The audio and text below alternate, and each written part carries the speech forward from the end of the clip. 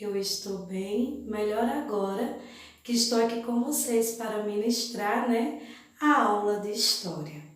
Então vamos lá viajar um pouco na história de outras cidades, conhecer o que mudou, o que permaneceu e perceber também que essas mudanças ocorrem na nossa cidade também, certo?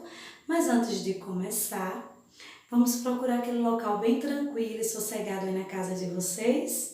Encontraram? Ótimo! Agora vamos pegar o livro de história e colocar na página 30 e na página 31, certo? Pegando aqui o meu.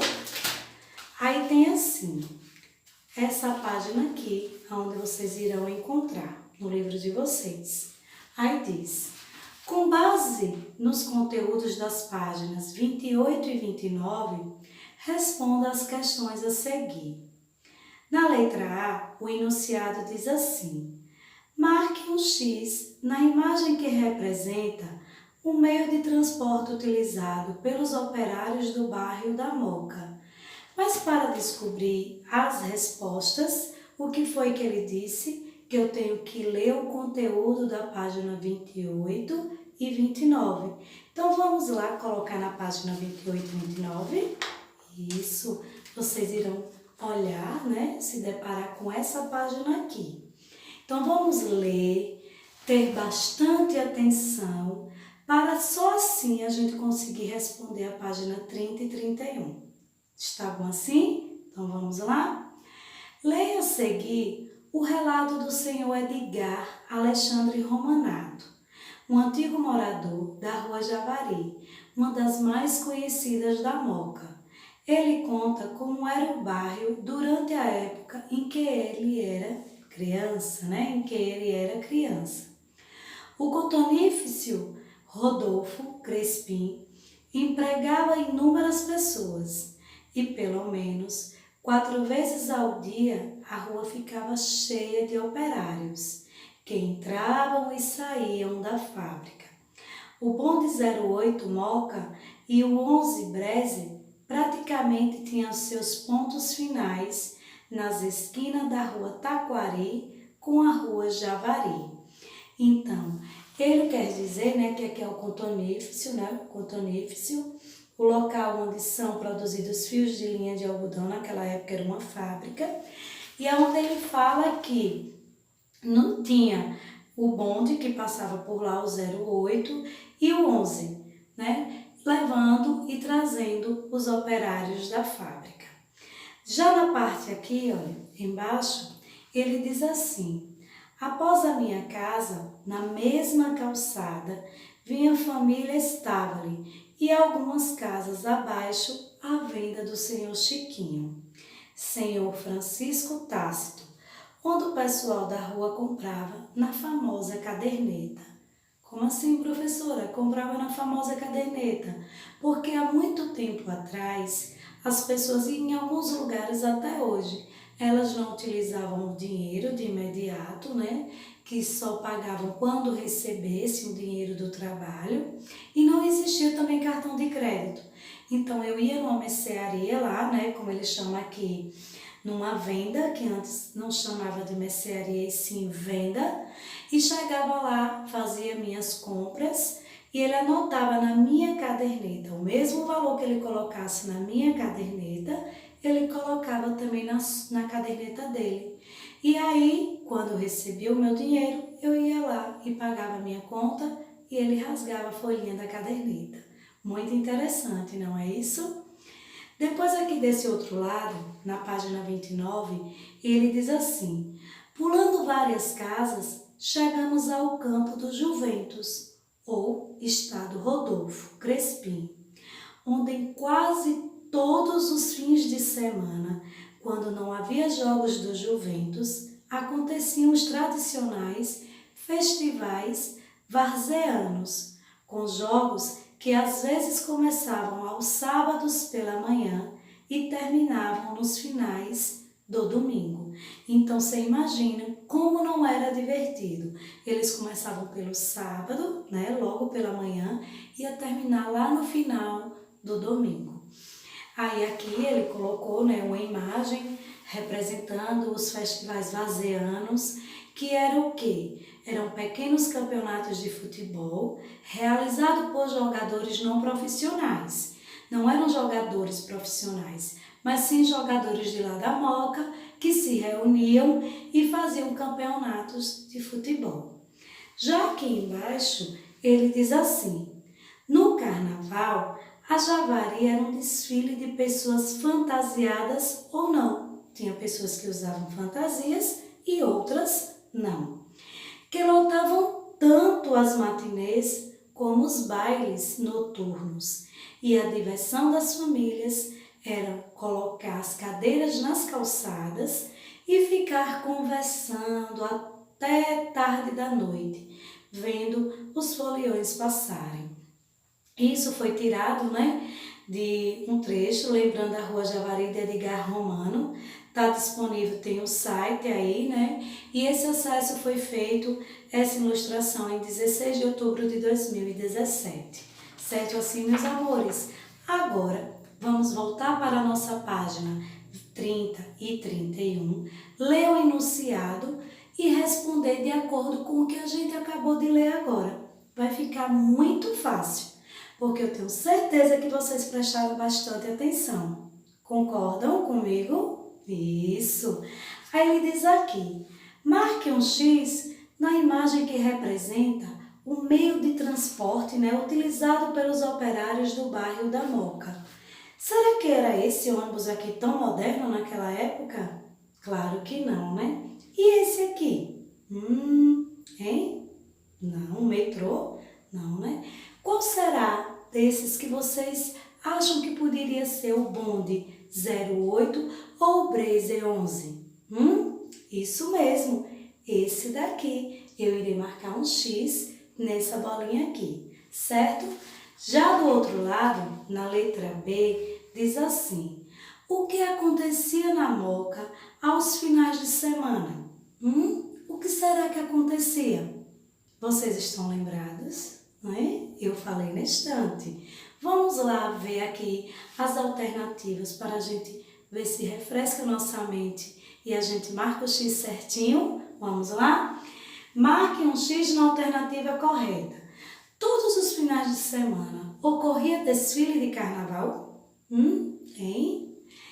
Ocorria corridas de bicicleta ou partidas de futebol? Isso mesmo, ocorriam partidas de futebol. Então, eu irei marcar o X aqui nesse quadrado, certo? Já na letra C, diz assim: de que maneira as famílias se divertiam durante o carnaval? Estão lembrados? E ele me dá duas alternativas para que eu possa marcar o X. Eles pegavam, jogavam cartas e dominó no quintal de sua casa? Era assim que eles faziam para se divertir no carnaval? Ou eles colocavam cadeiras nas calçadas e ficavam conversando enquanto observavam os foliões passarem? Isso mesmo! A alternativa será essa aqui. Eles colocavam cadeiras nas calçadas e assim por diante. Na letra D, ele diz assim: o que você achou mais interessante no relato do senhor Edgar? Comente com os colegas. Quando vocês estiverem na sala, vocês podem dizer: olhem, eu achei mais interessante quando ele falou sobre as partidas de futebol que começavam no sábado e terminavam no final do domingo. Aí outro colega pode fazer um outro comentário e falar sobre como era a mania que eles se divertiam no carnaval. Outra pode falar como era a forma da venda de produtos, certo? Vai ficar a critério de vocês. Vocês é que vão decidir o que mais achou interessante sobre o relato dele, tá bom? Aí aqui embaixo tem assim, olha, aprenda mais. Vamos lá atiçar mais um pouquinho a nossa curiosidade. O nome dessa história, que é um resumo, onde diz assim: no livro A Cidade Muda. Quando eu digo que a cidade muda, não é porque a cidade é silenciosa ou porque a cidade não fala.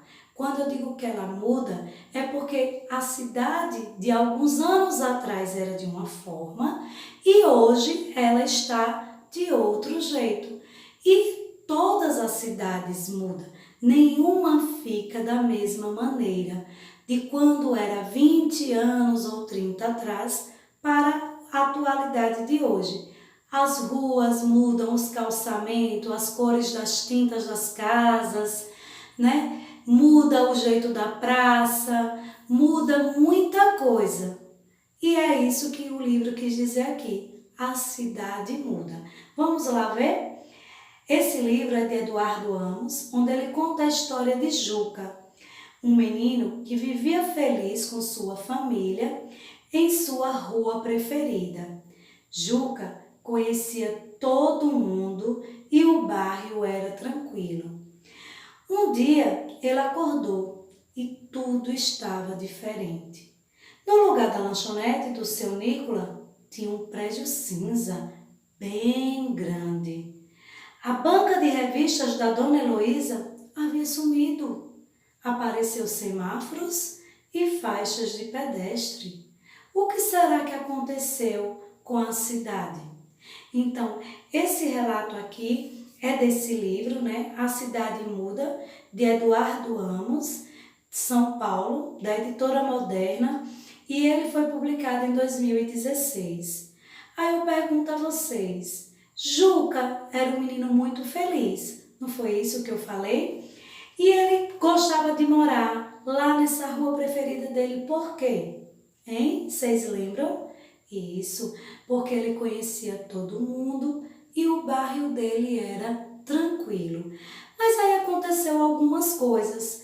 O que foi que ficou no lugar da lanchonete do seu Nicola? Que ele já estava acostumado. Ele disse que ele dormiu. Quando ele acordou, estava tudo diferente. O que foi que ficou no lugar da lanchonete?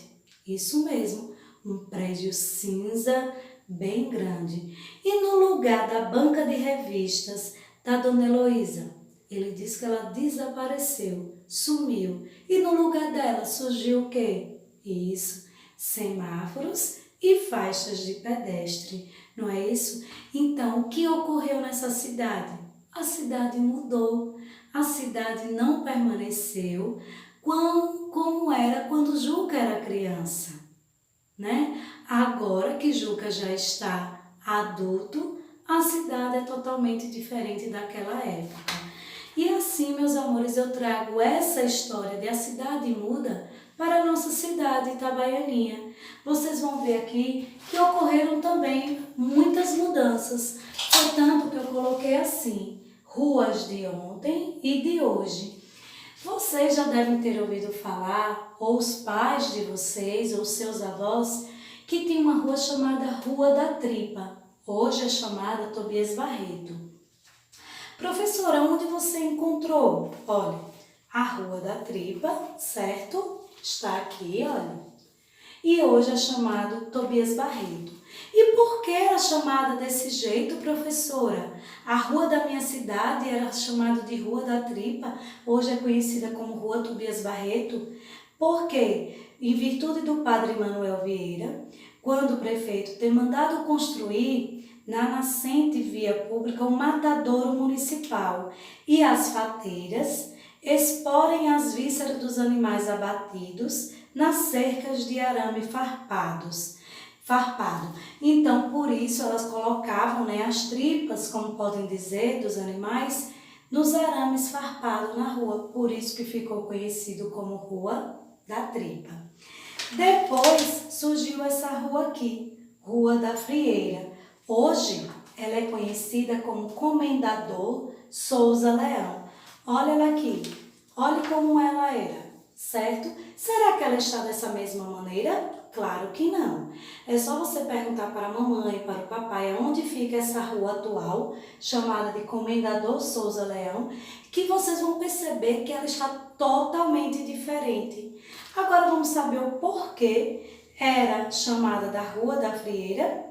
Essa rua, ela servia de ligação entre a Praça da Bandeira e a Rua do Sertão.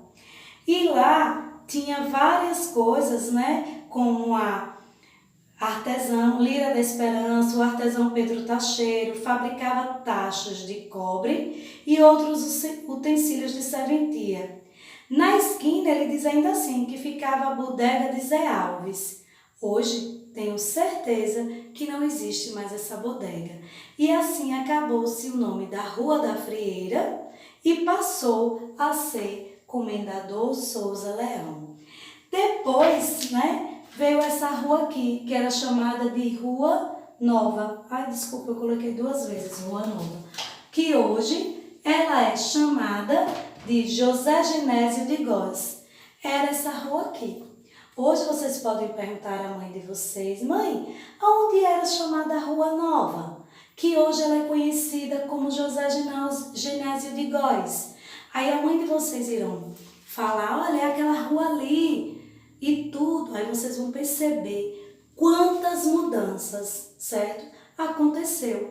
Então, quando eu digo que a cidade muda, não é só a cidade contada no livro, não é só as outras cidades, mas a nossa cidade também muda e muda para melhor, porque cada vez mais vem o desenvolvimento, nossa cidade vai crescendo e vai mudando.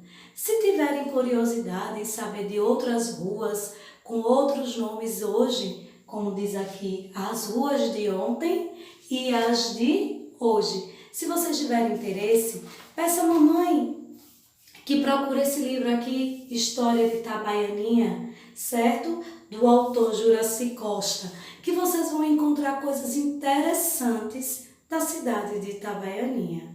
Tá bom assim, meus amores?